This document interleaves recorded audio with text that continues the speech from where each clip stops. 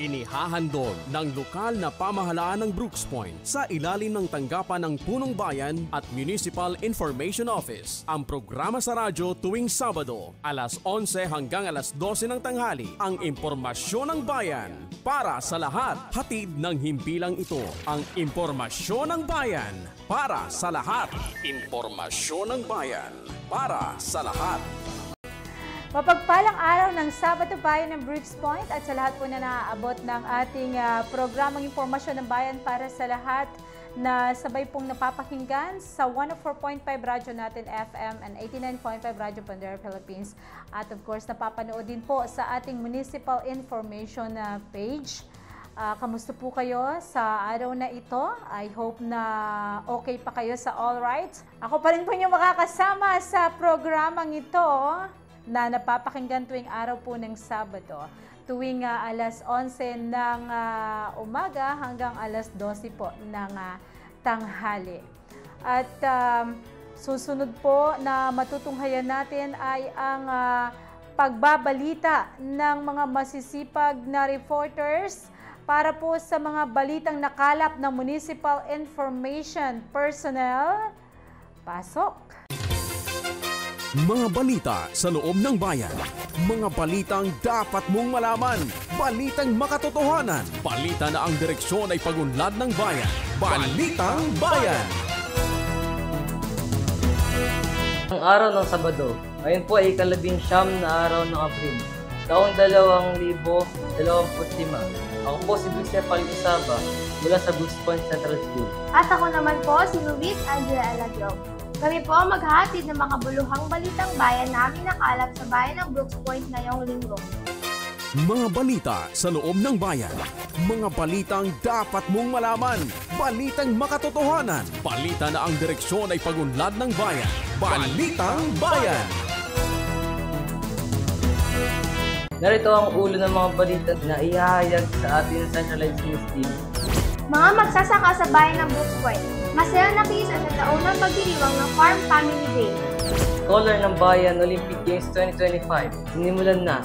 Iba't ibang mga exciting activities sa buong buwan ng Abril, inaasahan. Tinanghal na Mr. Scholar ng Bayan kilalanin. Second Bacaw Festival, matagumpay na itinao sa Barangay Calasagen. MTRO, isinagawa ang mobile civil registration sa iba't ibang barangay sa bayan ng Brooks Point. Mga DSWD ni Maropa personnel, bumisita sa tanggapan ng Municipal Administrator. Kaugnay na pagbisitang ito, DSWD ni Maropa, nagsagawa ng cash for training work implementation for Project Lawat Binti sa bayan ng Brooks Point. Health status sa bayan ng Brooks Point, inalakay sa local health board meeting. 300 individual mula sa iba't ibang barangay sa bayan ng Brooks Point, dumalo sa orientation ng tubad program. Peace and Order and Public Safety Planning Ride Shop and Workshop, matagumpay na isinagawa sa bayan ng Brooks Point. At distribution of allowance para sa mga senior citizens ng bayan ng Brooks Point, isinagawa sa Barangay Poblacion District 2. Magbabalik ang Centralized News Team para sa mga detalye ng Balitang Bayan. Mga balita sa loob ng bayan. Mga balitang dapat mong malaman. Balitang makatotohanan. Balita na ang direksyon ay pagunlad ng bayan. Balitang Bayan. At nagbabalik ang ating Balitang Bayan. Tayo po'y manatiling nakatutok sa programang ito. Para sa ating unang balita, mga magsasaka sa bayan ng Brooks Point. Masaya nakiisa sa taunang pagdiriwang ng Farm Family Day. Tunghayan natin ang detalye sa balita ni Senior News Reporter Elise Jansen P. Balitang Bayan.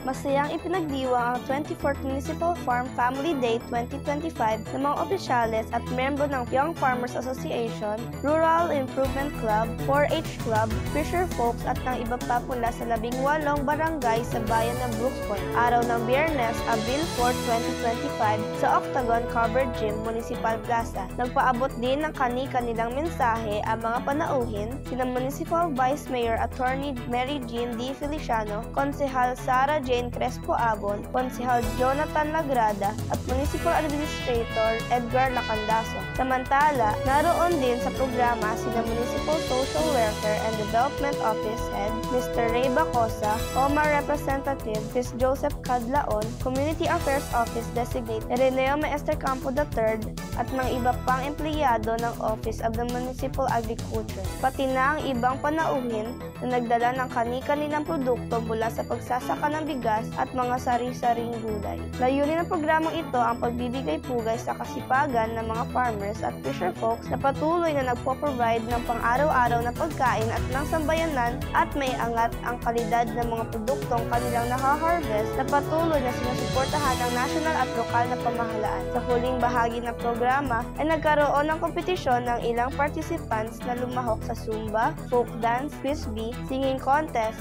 cooking contest, painting contest, short film contest, farm race, parlor games at raffle draw. Ulis Jensen T. Cafe, Brooks Point Central School News Reporter nag-uulat para sa Balitang Bayan. Salamat, Elise!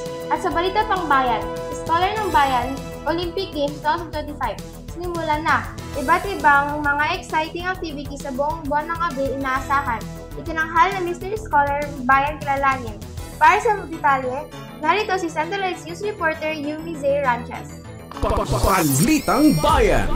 Bilang pagdiriwang ng taon ng selebrasyon ng Scholar ng Bayan Olympics, formal na binuksan ang programa ngayong taon noong Sabado, Abril 5, 2025 sa Octagon Plaza, Brooks Point, Palawan na may temang Nurturing the Seed of Greatness, Unleashing the Full Potential of the Scholar ng Bayan by Building Unity and Excellence.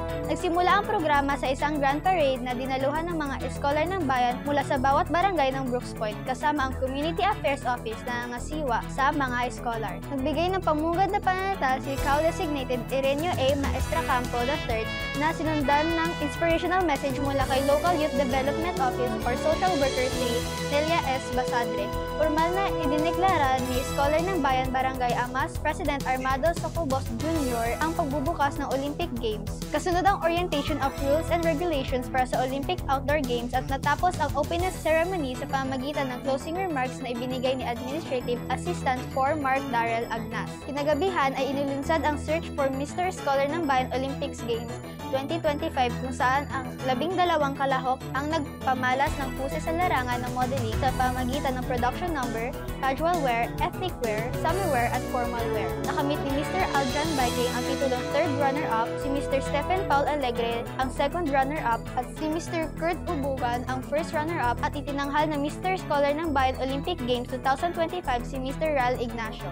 Yumi Zay Ranches, Brooks Point Central School nag-uulat para sa Balitang Bayan. Maraming salamat sa iyo, Yumi. Susunod, Second Bacau Festival. Matagumpay na idinao sa Barangay Calasaguin. Tunghayan natin ang buong detalye sa ulat ni Central News Reporter Emil V. Caisi. Balitang Bayan! Bilang pagdiriwang sa selebrasyon ng 50th founding anniversary ng Barangay Calasaguin, inilunsad ng naturang Barangay Council ang Second Bacau Festival Mangrove Planting noong Sabado, April 5, 2025 sa Calasaguin Shore, Brooks Point, Palawan na may temang Bakhan, Kalikasan, Kabuhayan at Kinabukasan. Sa programa, masayang nakiisa sa pagtatanim ng punla ng bakawan si Konsehal Arthur Ferraris, Barangay Calasaguin Chairman Honorable Jordan A. Peraza, kasama ang Municipal Environment and Natural Resources Office o MENRO, Bureau of Fire Protection o BFP, mga karatig barangay at ilang mga pribadong institusyon. Mahalaga ang pagtatanim ng mga bakawan dahil pinipigilan nito ang pagbaha at pagkuho ng lupa na nagpoprotekta sa mga tahanan at kabuhayan. Bukod dito, nagbibigay ito ng tirahan sa mga isda at iba pang hayop dagat na mahalaga sa pangingisda. Emil V. Caisi, Brooks Point Central School nag-uulat para sa Balitang Bayan. Salamat sa iyo, Emil. MCRO, isinagawa ang mobile civil registration sa iba't ibang barangay sa bayan ng Brooks Point. Sa ulat ni Central News Reporter Alexa Biliwasan. Balitang Bayan!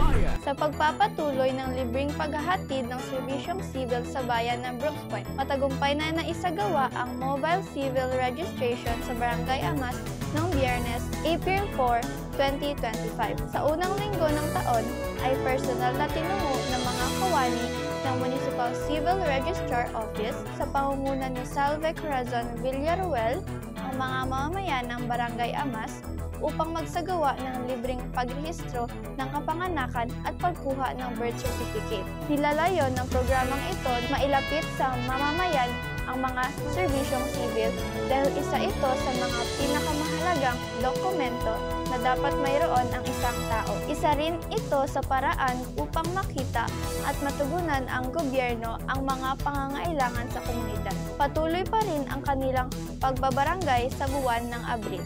Bagkus, buong buwan na ito ay may nakalaan ng mga lugar, kabilang na dito ang Barangay Mainit, Barangay Kalasagin, Barangay Tugtog, Barangay Imulnod, Barangay Samariñana, Barangay Ipilan, Barangay Aribungos, at Barangay Uring-Uring. Alexa V. Liwasan, Brooks Point Central School, nag-uulat para sa Balitang Bayan. Maraming salamat, Alexa.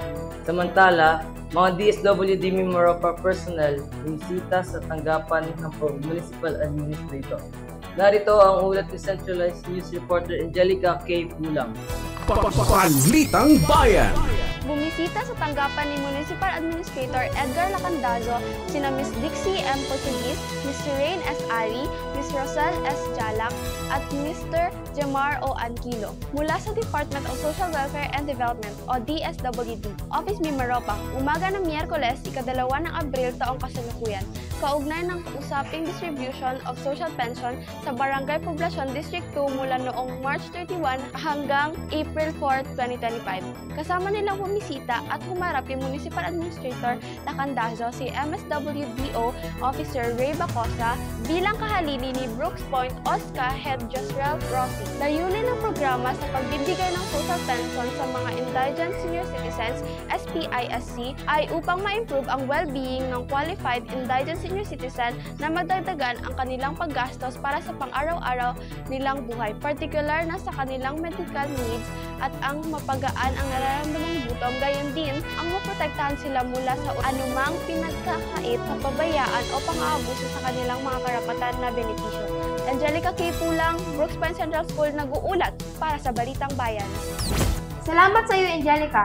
Susunod, kaugnay ng pagbisita ito, DSWD Mimaropa, nagsagawa ng casual training and work implementation for Project Lawa at Binhi sa bayan ng Brooks Point.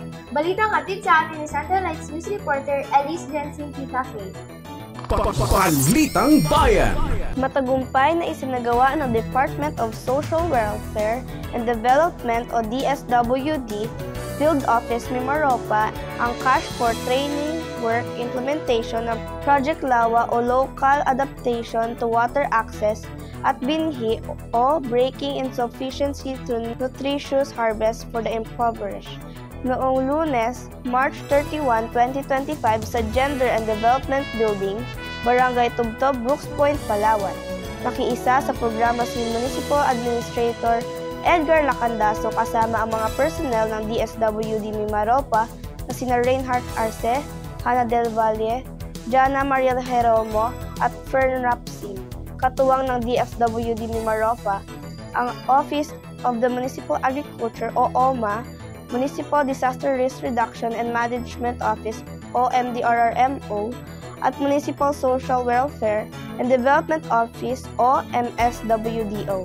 Sa isinagawang Cash for Training Work Implementation, ang proyektong ito sa ilalim ng DSWD Risk Resiliency Program Cash for Training and Work o CFTW ay tumutugon sa kakulangan sa tubig at kawalan ng seguridad sa pagkain na lalo pang pinapalala ng pagbago ng klima at mga sakuna.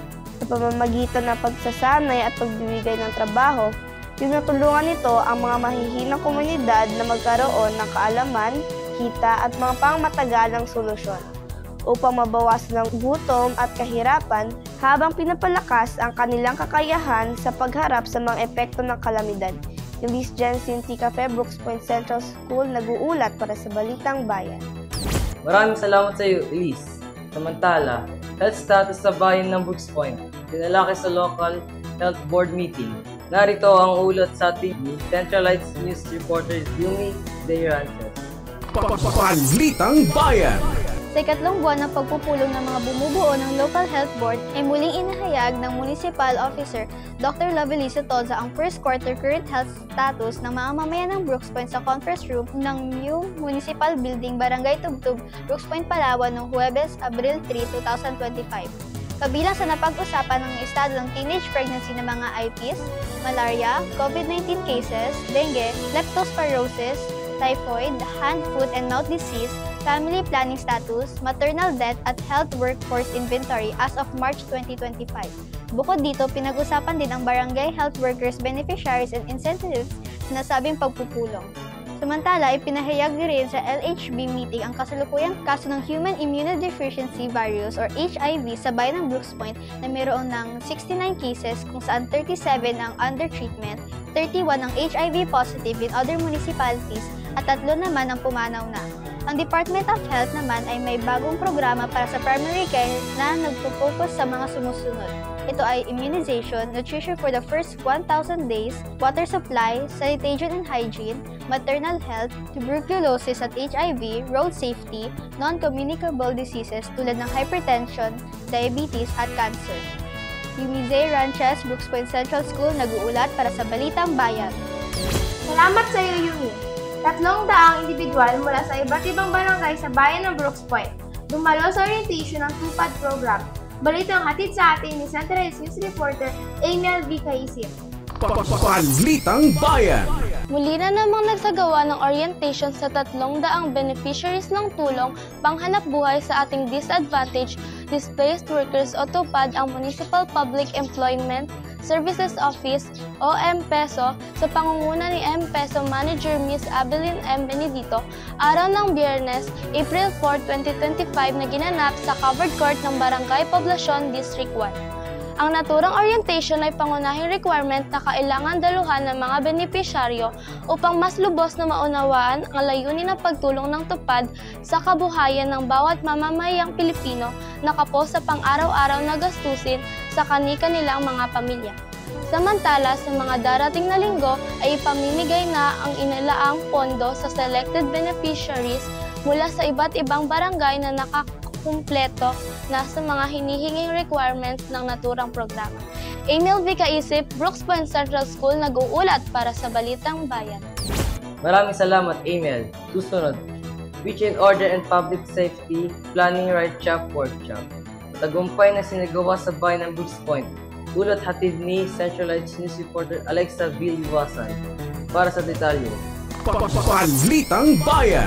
Matagumpay na naisagawa ang 2 araw na Peace and Order and Public Safety o POPS Planning Right Shop or Workshop noong araw ng Huwebes at Biyernes, March 27 to 28, 2025, na ginanap sa Convention Center, Barangay Poblacion, District 2, Brooks Point, Palawan.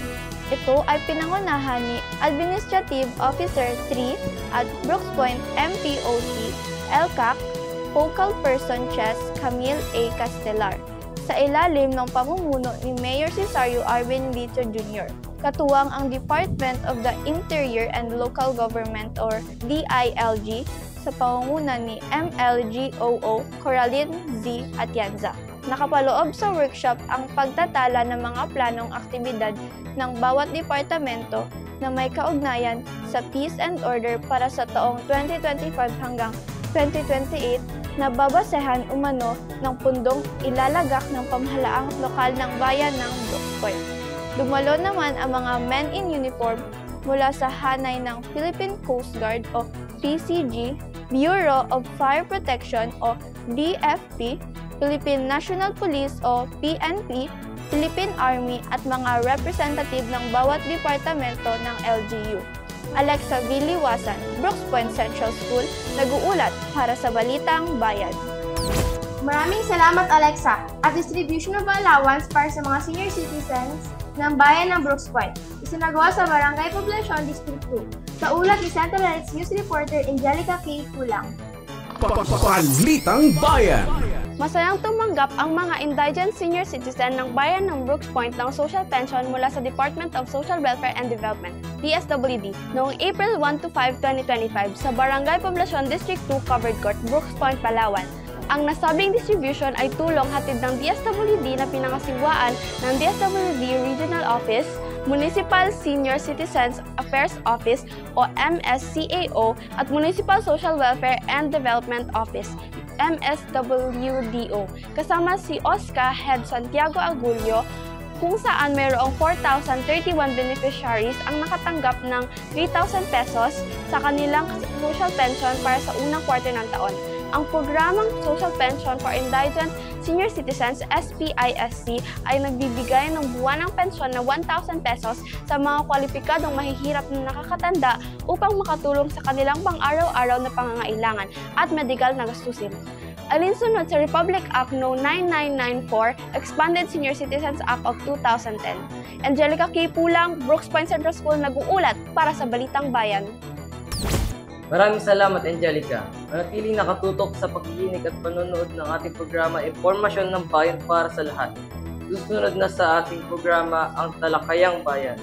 Ako po si Big Sef Alito Saba. At ako naman po si Luis Andrea L. Abiog. Kami po muli ang Brooks Point Central School o Centralized News Reporters na naghahatid Balitang Bayan. Mapagpalang araw sa lahat, bayan ng Brooks Point. Mga balita sa loob ng bayan. Mga balitang dapat mong malaman. Balitang makatotohanan. Balita na ang direksyon ay pagunlad ng bayan. Balitang Bayan. Maraming salamat po sa ating mga mahuhusay na tagapagbalita. At susunod na po ang Talakayang Bayan pagkalipas lamang po ng ilang sandali. Talakayang Bayan. Masusing pag-uusapan ang mga programa at proyekto ng bayan. Talakayang Bayan. Ilalahad ang mga plano at direktiba ng pamahalaan. Pag-aaralan ang bawat anggulo ng sitwasyon. Lilinawin ang bawat issue. Magbibigay ng matalino at makabuluhang talakayan. Talakayang Bayan. Isang mapagpalang umaga, bayan ng Brooks Point, lalawigan ng Palawan. Minsan pa, narito naman po tayo sa ating pangalawang segment, ang Talakayang Bayan, kung saan magkakaroon po tayo ng isang informative at makabuluhang panayam. Kasama po ang ating parish priest ng St. Joseph Husband of Mary Parish. Walang iba po kundi si Reverend Father Jesusinio Panganiban. Yan isang mapagpalang umaga po sa inyo, Father. Umaga rin sa iyo, Mariel, sa mga nanunood, nakikinig sa inyong magandang programa. Salamat sa inyong pag-imbita sa akin. At ako'y natutuwa na ako ay inyong maging guest, no, sa inyong segment na ito. Maraming salamat. Ayan po, kami rin po ay nagpapasalamat, Father, kasi pinaunlak niyo po yung aming invitation dahil alam po namin kung gaano po kayo ka-busy po sa inyong daily life po, no? Kaya nagpapasalamat po kami na napaunlakan niyo po yung invitation namin. Ayan po, dahil paparating na po ang Holy Week. Ayan, sir, hindi na po ako magpapatumpik-tumpik pa. Ano po ba ang Holy Week at bakit po ba ito mahalaga para sa mga Kristiyano? Ang Holy Week kasi yan ay taon ng ipinagdiriwang ng Christian worlds, specifically mga Catholics. No? Although I know na there are also some other Christian denominations na nakikiisa rin. No? Kasi in a year, itong Holy Week ay isang pagkakataon na kung saan we commemorate, ginugunita natin ang mahahalaga o yung pinakamahalagang bahagi sa buhay ng ating Panginoong Jesus, no? Lalo na yung sabi nga, itong Paschal Mystery, yung sa atin more on, ang kanyang pagpapakasakit, kamatayan at muling pagkabuhay. Kaya ito yung week na ito na kung saan doon talagang naka-highlight yung mga events o mysteries na ito na kung saan doon napapaloob yung kanyang ginawa para tayo ay maligtas. Ayan, thank you po, sir. So, curious po ang lahat kasi po pabago-bago po ang date po ng Holy Week, no? Meron minsan May, minsan April din po ba siya or ganon. Kaya tuwing kailan po ba natin ginugunita ang Holy Week sa bawat taon? Actually, tama po yun kasi it's a movable feast kasi nakadepende yan sa Easter Sunday. So, halimbawa kasi ang Easter Sunday, siya yung dulo ng Holy Week. No? So, kung kailan ang Easter Sunday. Ngayon, ang Easter Sunday naman, nakadepende yan sa spring equinox, yung parang first full moon after ng spring equinox. So, paiba-iba yan in a year. Pero usually it falls sa range ng between March 22 to April 25 yata. So, dyan lang naman. Alam mo yung maganda yan kasi sa atin kasi hindi natin masyadong na-appreciate. Kasi sa ibang countries, kung saan merong 4 seasons, yung spring kasi, di ba, after winter, di ba, yung parang pag nakikita mo yung mga puno, o parang patay na siya, di ba? So, parang yung spring, it goes with a new life, di ba? Yung parang sisibol, yung bulaklak, magkakaroon parang bagong buhay. So, yung Easter kasi, ayan yung sabi natin, we commemorate the resurrection of the Lord. So parang doon din yung bagong buhay after ng death. Kaya parang tumatama rin sumasabay din tayo sa ng nature, di ba? Yung parang kala mo patay na yung mga puno, mga sanga, yung pala, it's because it's winter, nahulog na yung mga dahon, pero when spring comes, kaya spring, di ba? Springs, nag-sprout yung mga leaves, or sometimes yung ibang plants ay yung bulaklak agad. So it's also the same when we see Jesus as returning, yung kanyang muling pagkabuhay. Meron po pala kayong calendar, sir. Oy, may binabagayan din po kayo. Opo. Parang related doon sa natural din ng seasons ng ating Ayun, sir, Father, ngayon ko lang po yun nalaman. At thank you po sa pag-explain dahil lahat po kami natututo. Ayan. So, ano po ba yung pinakamensahe ng simbahan o banal na kasulatan sa pagdiriwang po or commemoration ng Holy Week?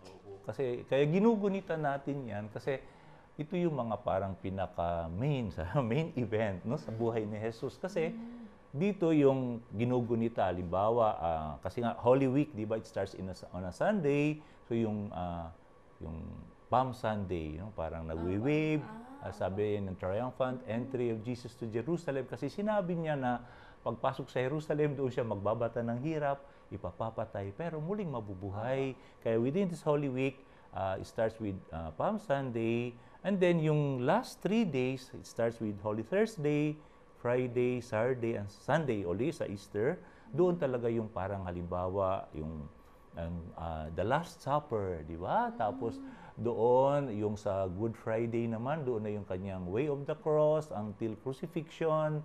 And then after nun, yung parang, doon, di ba, namatay na siya o nilibing siya in the tomb. So yung Saturday na yung parang it's supposedly a day of silence. Pero on Saturday evening, yung tinatawag na Easter Vigil, doon naman natin makikita yung dahan-dahan na paghahanda sa kanyang muling pagkabuhay. Kaya it's a contrast between darkness and light. Kaya for us Catholics, meron kami tinatawag na Easter Vigil. Maganda yun kasi parang may konting siya na the church ay naka-lights off lahat, madilim, and then there's the blessing of a new fire, no? Tapos parang it symbolizes Jesus as a new life and the light of the world, no? Parang gano'n. Sa kanyang muling pagkabuhay, siya yung naghatid ng muli ring pagkabuhay sa ating lahat. Ayan, Father, nabanggit niyo po na nagsisimula po ito ng linggo ng Palm Sunday. So, maliban po doon, ano po ba yung mga karaniwang na ginagawa o kaugalian tuwing Semana Santa po? Usually, yan, pagpasok sa Palm Sunday, ayan yung may procession, nagpapalaspas. Tapos sa iba, may mga angel, kumakanta-kanta. Ayan, kasi it's para ginugunita nga yung maringal na pagpasok, the triumphant entry of Jesus sa Jerusalem. Kasi parang yun yung na supposedly kinikilala siya. Ito na yung maghahari, di ba? Hosana sa anak ni David, no? Pero iba pala yung paraan ng pagiging hari, no? Kasi that time, yung mga Jews, they were expecting parang a political Messiah. Kasi they were under the Roman Empire. So sabi, magpapalaya sa atin. Pero hindi pala yun. Yung paraan pala ng pagpapalaya ni Jesus, hindi yung pakikipaglaban, pakikipagyera, kundi more sa pagpapalaya sa kasalanan natin. Through His death. No? Yun ang doon. Yan, sir. So, sa nabanggit nyo po earlier na iba-iba yung mga preparasyon po, sir, no? Ay, Father, rather. So, ano po ba yung preparasyon na ginagawa ng St. Joseph, the husband of Mary Parish of Brooks Point, para po sa parating na Holy Week? Yung isang very visible kasi Usually, Friday morning, may tinatawag kaming penitential Via Cruces, yung parang Station of the Cross. Tapos may mga, yung 14 stations, may mga kubol-kubol along the main thoroughfare ng town, no? Tapos doon yung sinusundan nga yung parang yung yapak ni Kristo going to Calvary.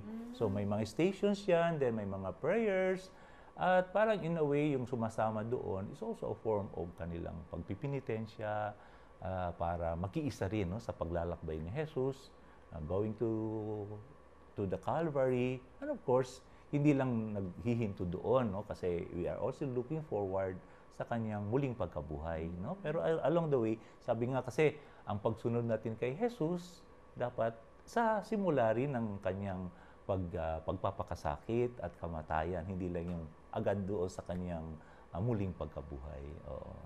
So ako po, familiar po ako dyan sa mga kubol-kubol na yan kasi visible po siya eh. Kaya, sa kalsada kasi yan sa kalsada po siya. Tapos kinakanta pa, may minsan kumakanta ng pasyon. Opo, yan. Oo, yun. So that's part ng commemorate. Yes, sir. So, nabanggit niyo po yung mga kubol-kubol na yun, yung mga kumbaga may penitential something po kayo. So, yung maliban po doon, may mga pinagbabawal po bang mga gawin sa loob po ng Holy Week? Actually, hindi naman siya sabing bawal.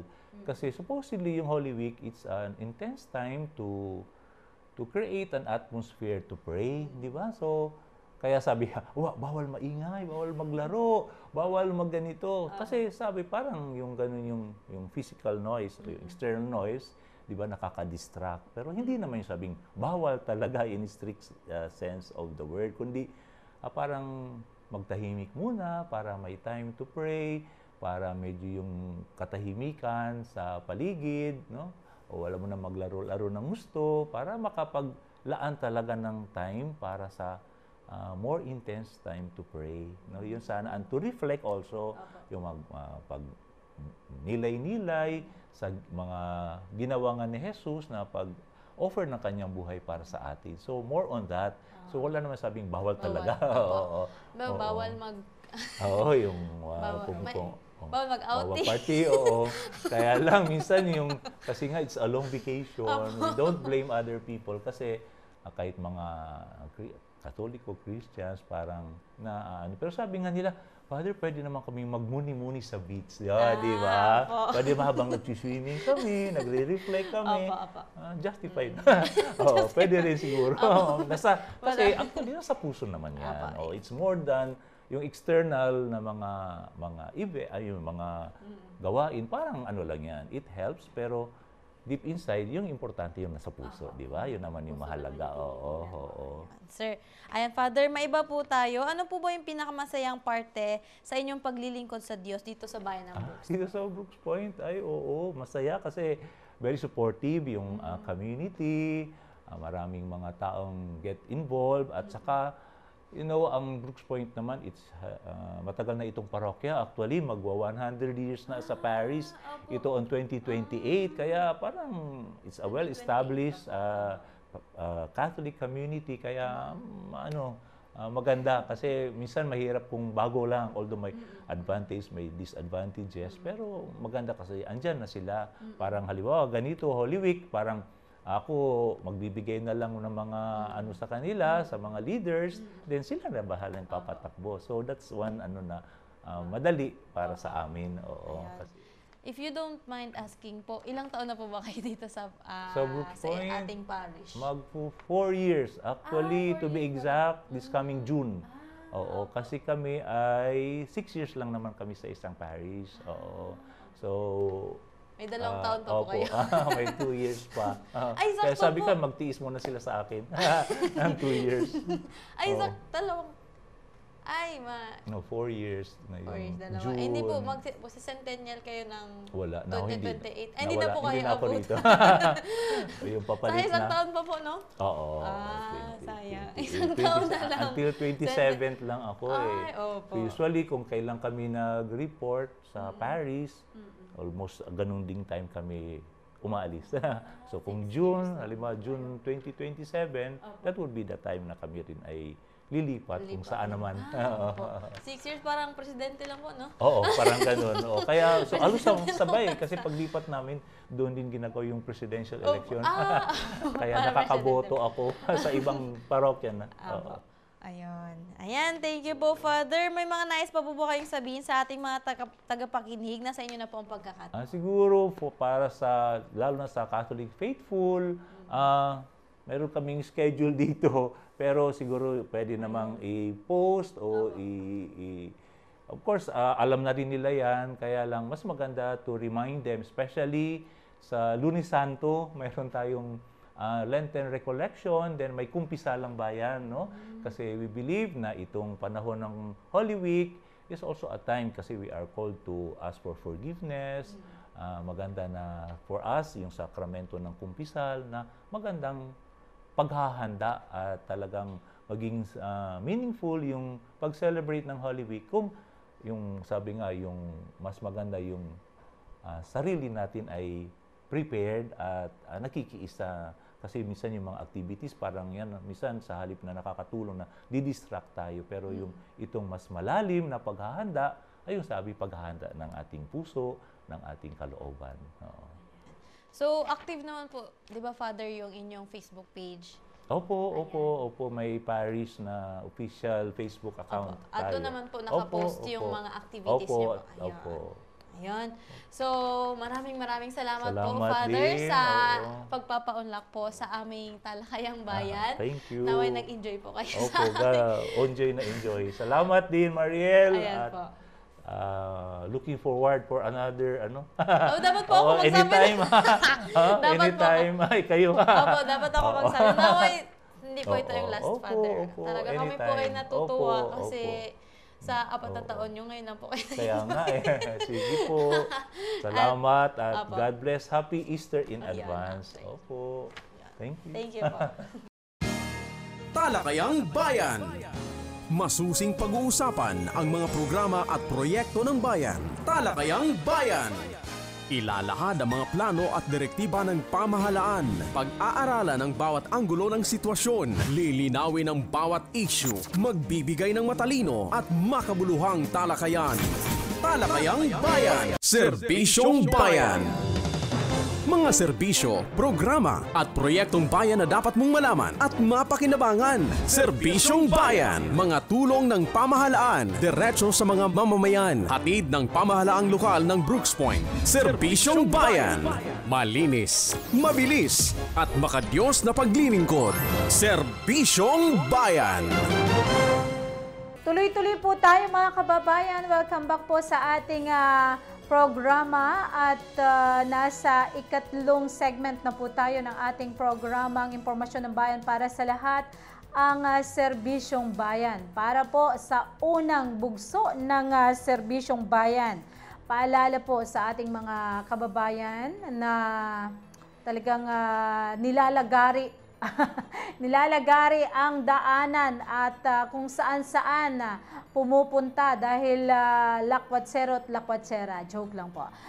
Paalala po, sa sobrang init po ng panahon at pabago-bagong klema ng panahon, ugaliin po nating uminom ng tubig upang makaiwas po sa mga sakit na dulot po ng sobrang init. Lalo na po ngayon ay umaatake po ang heat index na kung saan ay nagdudulot po ng iba't ibang karamdaman.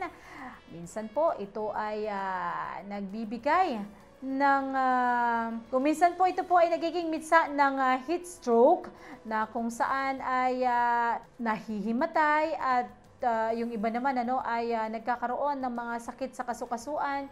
Minsan naman ito ay nagiging reason din upang ang isang individual ay magkaroon po ng sakit sa balat. So napakarami pong dulot ang sobrang init. Actually, yung skin cancer po, isa rin po na nagiging mitsa ay ang sobrang init ng panahon. At kahit, kung napapansin po natin, kahit po sobrang init ng panahon ay napakaraming lamok pagdating po ng alas 6 ng hapon at alas 6 po ng umaga. Kaya paalala po sa ating mga kababayan na ugaliin pong laging malinis ang ating kapaligiran. Itapon po yung mga tubig na naging stagnant na, maging sa ating base na kung saan ay pinamamahayan po ng mga kitikiti ng lamok. Ano po? At of course, ugaliin din po ang pagkakabit ng kulambo upang maiwasan po ang sakit na dengue at malaria na kung saan ngayong buwan ay iba't ibang aktibidad po ang isinagawa sa ilalim po ng lokal na pamahalaan ng bayan ng Brooks Point. At naging punong abala po dito ang Municipal Health Office sa pamumuno siyempre ni Dr. Lavin Sotoza at of course ng ating Malaria Control Officer si Ma'am Refeline Benedito. Ayan, maraming salamat sa inyong pagmamalasakit. Iba't ibang aktibidad po ang kailangan sinagawa upang sanayin po ang ating mga piling kababayan sa pagsugpo ng sakit na malaria dahil isa po sa kanilang goal ay maging zero malaria po ang bayan ng Brooks Point. Tuloy-tuloy tayo mga kababayan. Ayon po sa Executive Order number 44 Series of 2024, ito po ay 2024 pa. Providing for the establishment and implementation of drug-free workplace policy program for and in the municipality of Brooks Point, Palawan. Ito po ay akda, I think akda po ito ni Sangguniang Bayan member Victoriano Colili. Ano po, siya po ang Chairman Committee on Rules, Laws, Ethics, Public Order and Good Government. Co-author din po ang all SB members. Ayan, that time, 2024. Ang ordinansa po na ito ay nagsasaad ng mandatory drug testing sa lahat po ng kawani ng pamahalaan. Maging ito po ay sa barangay level at of course municipal level at sa mataas pa po ng antas ng pamahalaan. At ito po ay walang pinipili, maging po ang mga government officials at ilan po sa mga nakasaad dito sa executive order ay ito po ay mahigpit na ipapatupad dahil sinisikap po ng lokal na pamahalaan na mapanatiling drug-free ang bayan ng Brooks Point, especially po ang LGU. Dahil especially tayo po ay ang mga empleyado po ng lokal na pamahalaan ay naglilingkod po sa bayan. Kaya dapat lang na maging huwaran po tayo. And I think nabigyan na po ang lahat po ng empleyado ng kopya po ng ordinansa at executive number. At ito po ay sang-ayon din sa Civil Service Commission or CSC na kung saan ay nag-issue po sila ng resolusyon na may number 1700653 mandates that head of agencies to ensure that drug-free workplace policy and program be disseminated to all officials and employees and condition for retention in the government service be implemented by means random drug testing to prevent and control the risk of dangerous drug incident within the workplace consistent with CSC MAC number 13 series of 2017 as amended by CSC MC numbers 5 series of 2019, which is ang lalabag po sa panuntunan ito ay may sanction at or may mga kaparusahan po na ipapataw. Ano po? Hindi na tayo magkakaroon pa ng further discussion dahil ito po ay ipopost din sa municipal information page at i-check nyo na lamang po yung iba pang mga detalye ukol po dito. Basta ang paalala po natin kung sakali man na mayroon pong mga kinauukulan na alam nyo nang magpa-positive po kayo sa drugs, ay po pwede pong before ang drug testing ay makipag-ugnayan na po kayo sa mga kinauukulan. Mayroon pong nakalagay na mga names na kasapi po sa committee ng MADAC or Municipal Anti-Drug Campaign dito po sa bayan ng Brooks Point upang kayo po ay matulungan Dahil kapag nag-positive po sa drug testing ay agad pong matatanggal sa serbisyo at meron pa pong kaukulang kaso. Alright mga kababayan, ilan pa po sa ating mga paalaala at serbisyo publiko ay magkakaroon po ng aktibidad ang Municipal Public Employment Service Office. Sa pamumuno po yan ng ating masipag na MPESO officer na si Ma'am Abby Malong Benedito. Sila po ay magkakaroon in line po sa kanilang activity or sa kanilang pag-celebrate ay magkakaroon sila ng aktibidad. Ito isa na ang Hataw Trabaho Dance Contest. May papremyo na tumataginting na 10,000 piso. And Eco Mascot Contest, Labor Day TikTok Challenge, Pisography at iba't iba pang aktibidad. Mangyari pong bisitahin din ang Municipal Information page sa iba pang impormasyon para makalahok po kayo dahil nakakatuwa po yung mga papremyo na nakaantabay sa kanilang activity. Yan lamang po ang ating mga serbisyong bayan. Serbisyong Bayan. Mga serbisyo, programa at proyektong bayan na dapat mong malaman at mapakinabangan. Serbisyong Bayan. Mga tulong ng pamahalaan, diretso sa mga mamamayan. Hatid ng pamahalaang lokal ng Brooks Point. Serbisyong Bayan. Malinis, mabilis at makadiyos na paglilingkod. Serbisyong Bayan.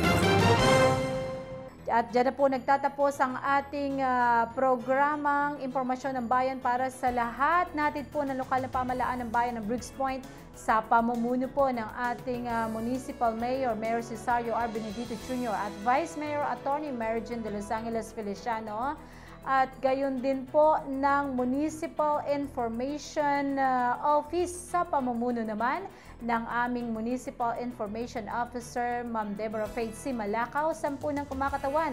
Sa Municipal Information Office, ako po Maria Len Galicia Archie, ang inyong nakasama sa programang Impormasyon ng Bayan para sa lahat. Mapagpalang araw po muli ng Sabado. Papalapit na ang Halalan 2025, kaya tandaan ang mga mahahalagang petsa para sa isang maayos at makabuluhang pagboto. Nagsimula na ang campaign period noong March 28 para sa mga kandidato ng House of Representatives at mga opisyales ng lalawigan, mga lungsod at mga munisipyo. Sa darating na April 13 hanggang May 12, 2025 ay ang pagboto ng mga overseas voters. Kung nasa ibang bansa, tiyaking bumoto sa itinakdang panahon.